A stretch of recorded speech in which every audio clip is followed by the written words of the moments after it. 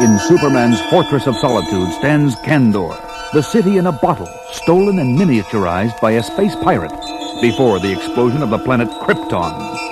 In this controlled environment, 1 million microscopic inhabitants keep the towering civilization of Superman's native world alive.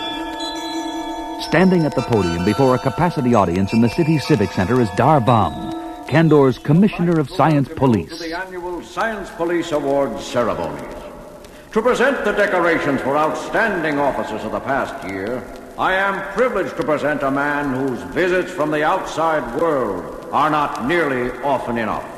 Kal-El, known to most of the galaxy as Superman. Thank you, fellow Kandorians. The job of being a Superman is very different from being a policeman.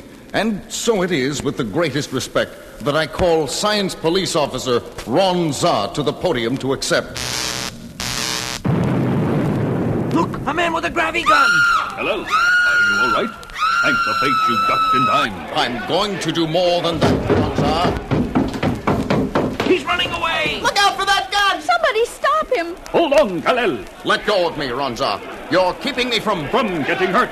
You don't have your superpowers here in Kandor. Not in an environment just like Krypton's. But let me do what I've been trained for. Watch. Over there, Ranza! He's hiding behind that statue! Everyone clear the complex now. You've nowhere to run, you Kandorian scum. Make a move for me and my gravity gun will blast your atoms apart. Blast away. It won't save you. Ranza's been hit! But look! His uniform is deflecting a gravity beam back at the terrorist, and it's... a neat trick, Ron Za. How did you pull it off? Simple, Kal-El. Policemen on Earth are sometimes known to wear bulletproof vests. But we science police in Kandor have gone them one better. Our uniforms repel a would-be killer's ammunition right back to the source. He's in critical shape, but after a few hours in the rehabilitation booth, he'll be completely recovered. And then he can stand trial for attempting to assassinate our distinguished guest of honor. I'm indebted to you, Ron Za. That was a fine display of police work. That's our Ron. Now you know how he got the reputation of being Kandor's finest. After many fond farewells, Superman leaves the microscopic confines of the tiny bottle city as the microwave beamer in his fortress restores him to normal size. And then it's the Arctic fortress he leaves behind as he streaks back to Metropolis and his job as mild-mannered Clark Kent, anchorman for WGBS-TV News. Okay, Clark, let's go over it again. Mr. Edge, I wanted to talk to you because... Wait, I think I got it. Mr. Edge, I wanted to talk to you because I really think I'm entitled to more. I mean, it's my opinion that, well, if it's all right with you, of course, could you please, maybe... No, Clark. All wrong. Stop hedging. You just tell him you want a raise and you know you deserve it. That's all there is to it. But, Lois, I couldn't be that blunt. Not with Mr. Edge. It wouldn't be right. Sometimes, Clark, I wonder why I even bother with you at all. That plane's in trouble! The engines are on fire! It's out of control! Oh my gosh, Clark, it's going to hit the Galaxy building. Can't anybody do something? I can, but not standing around here. I've got to slip away and change to... Look, Clark, up in the sky. Great Scott! Hey, that's not Superman! You could have fooled me! Look what he's doing! I don't believe this, Clark.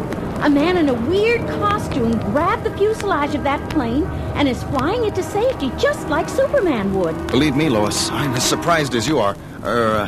I'd better find a telephone booth and phone this story into the station. Okay, Clark, but the newspaper byline is mine. But instead of finding a phone, Clark Kent finds a deserted alley, and a heartbeat later the soft-spoken reporter sheds his clothes to become the mighty Man of Steel himself, Superman! And a few moments later, at Metropolis Airport, an astounded ground crew has watched an amazing demonstration. Phew. You don't look like Superman, but you sure operate like him. You brought that twin-engine job in on your shoulders and put out the flames with super breath just like a real pro. Yeah, but if you're not Superman, who are you, buddy? I assure you my name is not Buddy. His name is Ron Za, gentlemen. Superman! The real one! Greetings, Kal-El. I knew it wouldn't take you long to find me. You and I have some things to discuss, Ron Za. What do you say we talk in private? About 50,000 feet up? After you. Now it looks like Metropolis has two Supermen. Looks like. I just hope. What? What is it? I just hope those two are friends. Here we are, leveling off at 50,000 feet. Let's have it, Ronzar. Why have you followed me to the outside world? Because in Kandor, I'm the best there is. You gave me an award that says so. But what does a superior city like Kandor need with an expert crime fighter? You were born and trained there. That's where you belong. I belong here on Earth. I'm better at this than you are. This planet is a mess, Kal-El. With Kryptonian superpowers along with my training, I'll be a super cop. But you know nothing about superpowers. I've had them since I was a baby, and even I make mistakes sometimes. That's because you're an amateur and I'm a professional. Where are you flying off to? I've got work to do. Got to show you what superpowers and training can do. Over the next several days, Ronza of Kandor tries to prove his boast as the people of Metropolis and the world take notice. This is Clark Kent with a WGBS TV News summary. The mysterious super cop continues to dominate the headlines. Today, he issued summonses to 36,000 jaywalkers, and he heat-beamed the engines of 12,000 cars he claimed were polluting the air too much. Several days ago, he said that since most crimes occur in the nighttime hours, people would need a special pass from him to walk the streets of Metropolis after 9 p.m. WGBS reporter Jimmy Olsen filed this report on today's demonstration against the curfew. Here on the left bank of the Metropolis River, over 15,000 marchers have shown up for this demonstration against the rules laid down by... A new development. The super cop has entered the scene. He seems to be... Yes, he's coming over here. You're a reporter. I'd like to make a statement. My audience is yours. I'd like Metropolis to know there will be no more demonstrations against any laws issued by me. Anything I decree is necessary for the welfare of... Superman! Hello, Jimmy. Ronzar, I believe you're making a mistake here. Move along, Kal-El. You should have done this years ago yourself. Maybe so. But the right to protest is guaranteed by law to all American citizens. You can no more limit that right legally than commit grand theft. Oh, I'll be back. Both Superman and the super cop are flying off now. No, the super cop is diving into the river. It looks like... Hey, a water spout is popping up where he dove in. The water from the river is rising up and beginning to tumble from the sky onto the demonstrators. It's a cloudburst, and there isn't a cloud in the sky, and it's breaking up the mark. The super cop can't stop the demonstration directly, but there's no law against making it rain. This is Jimmy Olsen for WGBS TV News. This is Clark Kent back in the WGBS studio. The curfew and the new rules are still in effect, and Superman has made no public statement on the matter. We'll have more news after this word from our sponsors. Hey, Clark, where are you running off to? You've got a newscast to finish. This is no time for a coffee break. It's only a 60-second commercial. But the mild-mannered newsman has a far more pressing problem on his mind as he finds a deserted stockroom a few doors up from Studio B. Reading that report on Ronza's policies was the last straw. It's about time someone told him Metropolis cannot be run like a police state. And that someone is... Superman! But elsewhere in the city at that moment, another superpowered figure patrols a neighborhood at low altitude. Look at these earthling citizens. Many of them duck into their houses and automobiles as I pass by. This is the way they should regard the law, with great respect and perhaps a little fear. That's what Kal-El's biggest mistake was. He made everyone take Superman for granted, as if he were on their level. He didn't know the law has to be set above the general public for it to function. Now, that's odd. Some sort of strange light beams seem to be emanating from that automobile junkyard up ahead. This bears investigating. The radiation is very weak, and coming from that one primitive automobile over... The headlights of that car turned on some horrible death ray. Can't stand up. No, you can't, can you? Any more than Superman could. if you were he. Who are you? Crouched in the car. Show yourself. Delighted to, super cop, or whatever you call yourself.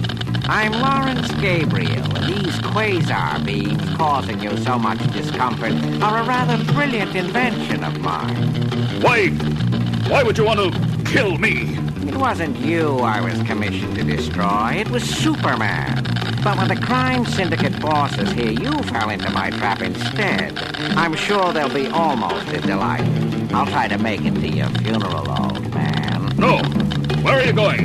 How do I get out of here? Oh, just turn off the headlights. If you can crawl that far. My super hearing, picking up the sound of children playing elsewhere in this awful graveyard. If I can throw my voice to them with super ventriloquism. And elsewhere in the large junkyard. Found you, Joey. Your shirt was sticking out behind the door. You did not. You didn't see me until after I... Attention. This is Ronza of the Science Police. Where's that voice coming from? From nowhere? I need your help, boys. Please come to the northeast corner of this junkyard. Immediately. It's one of that creepo super cop's tricks. I don't know about you, but I ain't getting caught. Me neither. Maybe he passed a law says you get the electric chair for playing in junkyards. I'm done for. Little children are afraid to come near me, even when I'm helpless as a fish. Maybe Kal-El was right. Perhaps my methods were wrong. That sound. Is there time for hope? Kal-El! Now I know why they call you Superman. No time for that. The switches in this car are rusted and useless. I'll have to help the owner of this junkyard by crushing this particular car for him. Superman, I mean Kal-El. You saved my life. How can I thank you? By doing your duty to your people, our people, in Kandor. I received a message just minutes ago that a crime wave has broken out, and the authorities are at their wits' end. I have work to do here, but in Kandor, they need you. But that scientist, Gabriel, he'll get away. I just delivered him personally to a federal prison. Been waiting for him to show his face so I could nab him for weeks. That's how I learned where you were. Now, if you'll excuse me, Ronza, I have work to do. As I do. Home in Kandor, where they need me. As for Earth, well, I guess there's only one Superman.